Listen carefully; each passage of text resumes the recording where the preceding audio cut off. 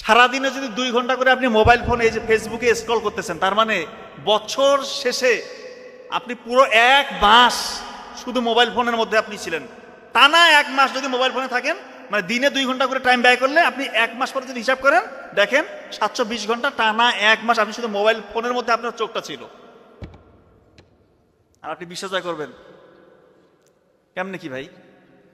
এমনি এমনি কোনো কিছু হয় না। গতকালকে আমাদের এখানে আব্দুল্লাহ ভাই খুব চমৎকার একটা আলোচনা করেছেন যে কিছু সিস্টেম আল্লাহ তাআলা দুনিয়ার জন্য সবার জন্য সমান করে দিয়েছে। যে পরিশ্রম করবে সে সফল হবে।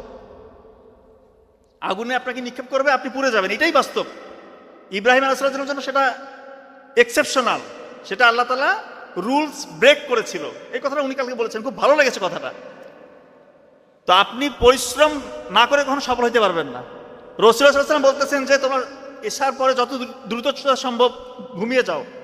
আমরা রাত জাগতেছি, অযাচিত স্ক্রল করতেছি, এটা করা যাবে না। ফজরের নামাজ অনেকে আছে কতদিন হয়েছে মসজিদে পড়ে না, সে নিজেও জানে না।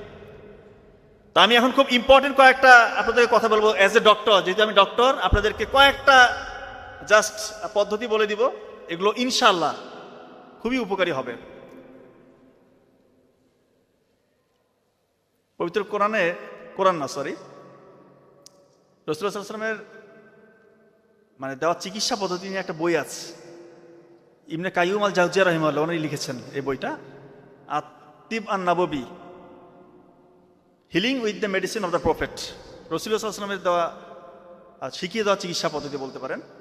তো ওইখানে একটা কথা লিখেছেন এরকম যে মেথি আছে না, মেথি, এইটার উপকারিতা যদি মানুষ জানতো, সে স্বর্ণের সমান ওজন দিয়ে মেথি কিনে নিত, স্বর্ণের সমান ওজন দিয়ে।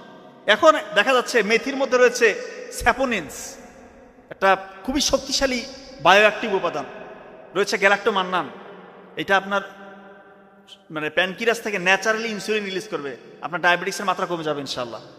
এটার যে শক্তিশালী ফ্লাভোনয়েড অ্যান্টিঅক্সিডেন্ট রয়েছে, এটা দেখবেন যে এই যে শীতকাল আসতেছে না, অনেকে দেখবেন যে কাশি জমে গেছে, কাশি কমতেছে না কোনোভাবে।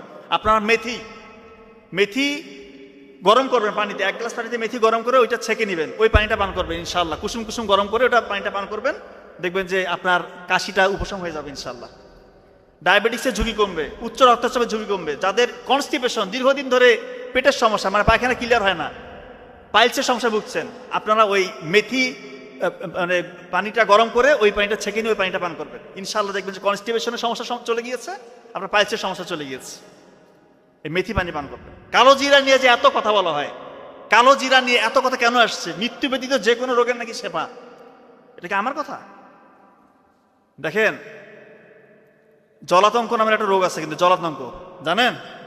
কুকুর বিড়াল কামড় দিলে একটা রোগ হয় জলাতঙ্ক। পৃথিবীতে ক্যান্সারের চিকিৎসা আছে, জলাতঙ্কের কোনো চিকিৎসা নাই। জলাতঙ্ক হয়ে গেলে তার মৃত্যু, আল্লাহ যদি বাঁচায় বিশেষ কারিশমা দেখিয়ে, সেটা আল্লাহ তাআলার ইচ্ছা, সেটা হতেই পারে। কিন্তু এখন পর্যন্ত আমরা দেখি নাই যে কারো জলাতঙ্ক হয়েছে সে বেঁচে গিয়েছে। জলাতঙ্ক হলে মৃত্যু নিশ্চিত। জলাতঙ্ক হয় কি দিয়ে? 6টা প্রাণী মনে রাখবেন, কুকুর, বিড়াল, শেয়াল, খেকশিয়াল, বেজি, বানর, এই 6টা প্রাণী। এটা মনে রাখবেন, কখনো যদি কামড় দেয় বা আঁচড় দেয়, কখন এটাকে ইগনোর করবেন না। ওই জায়গাটা 20 মিনিট ধরে ধুয়ে নেবেন, 20 মিনিট ধরে সাবান দিয়ে ধুবেন। কি সাবান? কাপড় কাচা সাবান দিয়ে একদম ঘষে ঘষে ডলে ডলে ঘষে ধুয়ে ফেলবেন পানির ধারা দিয়ে। এরপরে যত দ্রুততার সাথে সম্ভব আপনি ভ্যাকসিন নিয়ে নেবেন, ভ্যাকসিনটা নিতে হবে। কারণ জলাতঙ্কর লক্ষণ প্রকাশ পেলে আর কিছু করার নেই, আর কোনো চিকিৎসা নাই।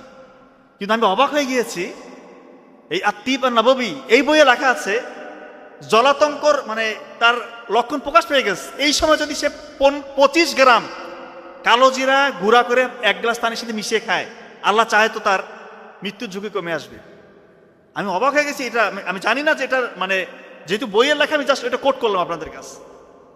হতেই পারে, কারণ আল্লাহ তাআলা একটা কথা বলেছেন যে মৃত্যু ব্যতীত যে কোনো রোগের সেবা, এমনি এমনি বলেন। এটা নিয়ে গবেষণা করতে হবে। হয়তোবা কালো জিরাকে কি কোন প্রসেসে অ্যাপ্লাই করলে, কোন তাপ, কোন চাপ, কোন ফরম্যাটে দিলে কোন রোগের জন্য সেবা হবে, এটা আমরা হয়তো এখন আবিষ্কার করতে পারিনি, কিন্তু কালো জিরার মধ্যে বিষয় আছে, এটা আপনাদেরকে মনে রাখতে হবে। আমরা সবাই এখন সাদা চালের ভাত খাই, সাদা চালের ভাত। আমাদের মূল খাবারই হচ্ছে ভাত বলতে পারি, কিন্তু সাদা চালের ভাতের মধ্যে এখন আর কোনো ফাইবার নাই। যেহেতু আপনার মূল খাবার হচ্ছে সাদা মানে ভাত, আপনারা চেষ্টা করবেন ব্রাউন রাইস, লাল চালের ভাত খাওয়ার। সাদা চালের ভাত খেলে বেরি রোগ হয়, বেরি বেরি, কারণ এখানে ভিটামিন B1, B3, B6 এই ভিটামিনগুলো থাকে না সাদা চালে। তখন কি হবে, বেরি বেরি হলে কি হবে, হাত পা চিবাচিবি করবে, শরীর একটুতে ক্লান্ত হয়ে যাবেন, দেখবেন যে মানে একটু হলে ঘুম আসতেছে, পাগুলা মানে অনেকে বলে না ঝিমঝিম করতেছে। এই লক্ষণগুলো সাদা চালের ভাত খেলে হয়। পক্ষান্তর আপনি যে লাল চালের ভাত খান, ব্রাউন রাইস যেটা ঢেকি ছাড়া চাল, ওইখানে আবার ভিটামিন B1, B3, B6 এগুলো যথেষ্ট পরিমাণে রয়েছে। আপনার বেরি বেরি রোগ হবে না। আপনার এই সাদা চালের ভাত খেলে 50 থেকে 70% সম্ভাবনা বেড়ে যায় ডায়াবেটিক্স হওয়ার। আপনার ডায়াবেটিস হওয়ার ঝুঁকিটা কমে যাবে যদি আপনি ব্রাউন রাইস খান। আপনার উচ্চ রক্তচাপের ঝুঁকি কমবে, ডায়াবেটিসের ঝুঁকি কমবে, স্ট্রোকের ঝুঁকি কমে যাবে। এই জন্য ব্রাউন রাইসটা আপনি খাওয়ার চেষ্টা করবেন।